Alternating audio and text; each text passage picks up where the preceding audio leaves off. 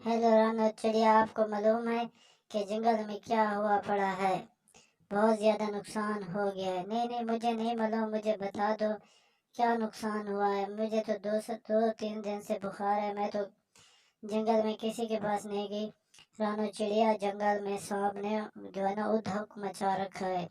वो कालो कौवे के अंडे खा गया है और टोनो चिड़िया के भी अंडे खा गया। मैं वहां जा रही हूँ और आप जो है ना आ जाना।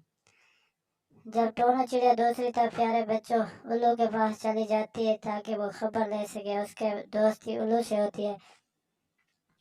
रानू चिड़िया पहुंच जाती है, उल्लू से पूछती है कि उल्लू भैया, आपको मालूम है कि इधर जो है ना जंगल में सांप ने उधम मचा रखा है, कई परिंदों के अंडे खा गया है। उसने तो बस हद ही मुका दिए। पिछले साल भी वो कालू कौवे के अंडे खा गया था, नीलो चिड़िया के अंडे खा गया था, अब भी उसने यही किया हुआ है।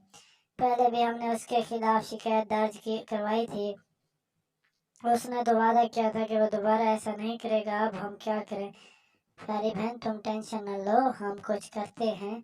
आज हम जो है ना वो जंगल के बादशाह शेर के पास भी जाएंगे और नेवले के पास भी जाएंगे, क्योंकि नेवला उसका दुश्मन है। नेवला कभी नहीं चाहता कि परिंदों के साथ वो ज्यादती करे। नेवला जो है उसके साथ खूब लड़ाई करेगा।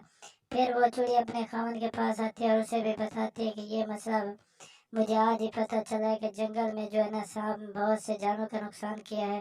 वो कहते हैं हमें पता है, हम नेवले के पास गए थे, उसने कहा है मुझे 24 घंटे का टाइम दो, मुझे 2 दिन का वक्त दो, मैं इसका कोई हल निकालता हूँ या इसको मैं सीधा करता हूँ।